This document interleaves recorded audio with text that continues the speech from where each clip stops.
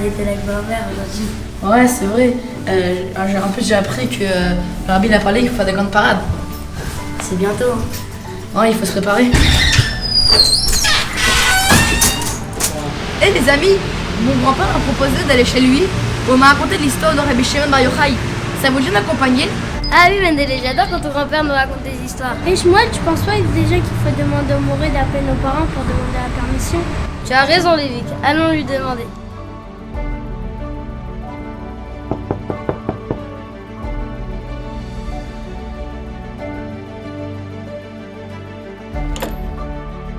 Bonjour Moré, est-ce que vous pouvez appeler nos parents pour demander la permission si on pourrait aller chez le grand-père de Mendele? Pour écouter l'histoire de Rabbi Shimon. Aucun souci. Attendez-moi dehors et je vous donne la réponse. Je suis sûr qu'ils prendront de très beaux enseignements de cette histoire. À bientôt.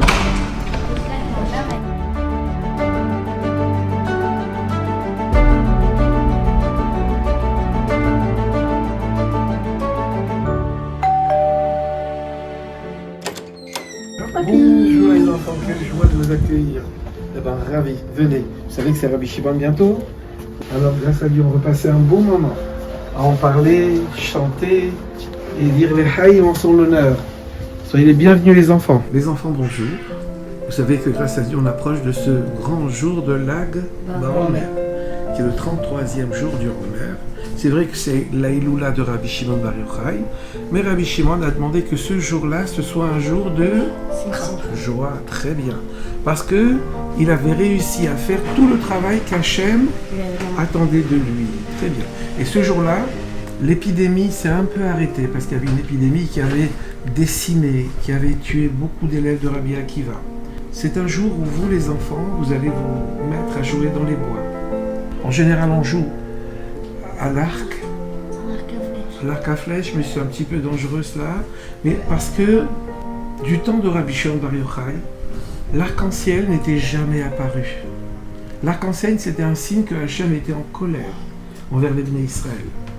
Mais comme du vivant de Rabbi Shimon Bar Yochai, jamais Hachem n'était en colère envers les Bnei Israël, parce que Rabbi Shimon Bar Yochai, il avait le mérite d'acquitter tous les Bnei Israël de sa génération. Donc Hachem ne s'est jamais mis en colère. Et bien on joue à l'arc à flèche pour se rappeler que jamais Hachem ne s'était mis en colère grâce au mérite de Rabbi Shimon Bar Yochai. De ce qui a fait que Rabbi Shimon Bar Yochai a dû se cacher dans une grotte.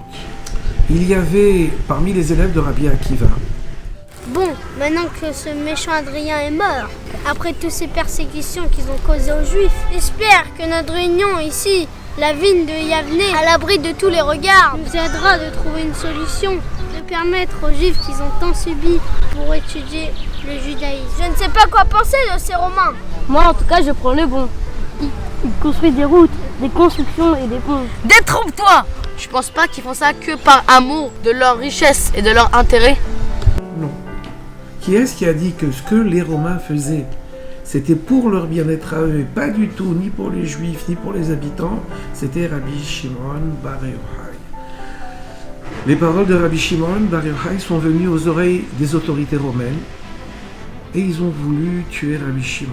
Il a dû se sauver parce qu'on voulait le tuer. Les soldats sont à notre poursuite.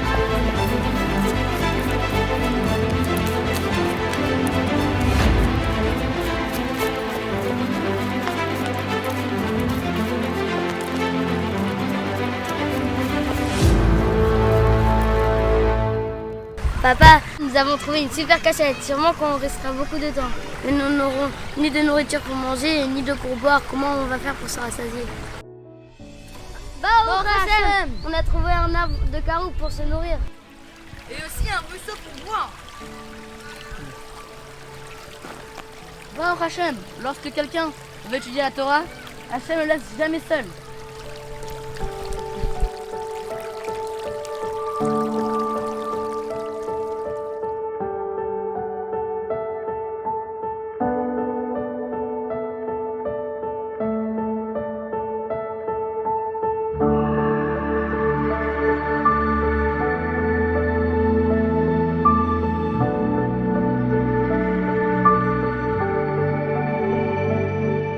Et ils sont restés pendant 12 ans. Après, il y a une voix, Eliyahu Hanavi, si l'on peut dire, qui est venu leur dire, allez, ça y est, vous sortez, l'empereur qui vous avait mis en fuite, qui en voulait à votre vie est mort.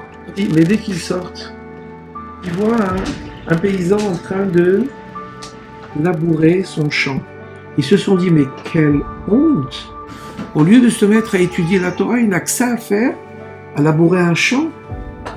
Et dès qu'il a fini de parler, tout a brûlé, tout a pris feu. Il y a une voix qui est sortie du ciel qui lui a dit, Rabbi Shimon, c'est pas comme ça qu'on se comporte dans ce monde-là. Ce monde-là a besoin de gens qui y travaillent. Et donc, Eliyahu Hanavi lui a dit, allez, re-rentre dans ta grotte et reste encore 1 an. Et il est resté encore 1 an avec son fils Rabbi Elazar. Au bout d'un an, ils sont sortis, ils ont compris que finalement, c'est bien sûr que oui, il nous faut travailler, et c'est dans ce monde matériel qu'on doit faire une demeure pour Hachem. Voilà.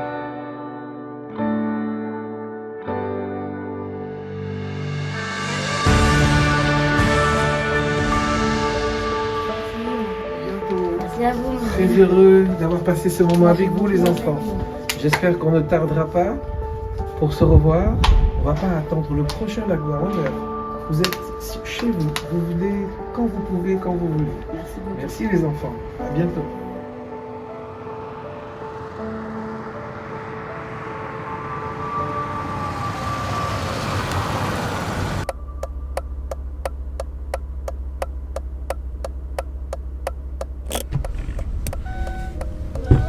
Bonjour. Bonjour monsieur. Bonjour les enfants.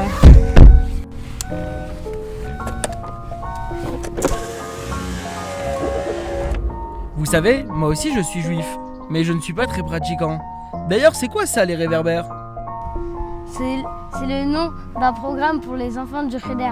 Nous faisons des super colonies de vacances et des événements pour les fêtes et les dates racidiques.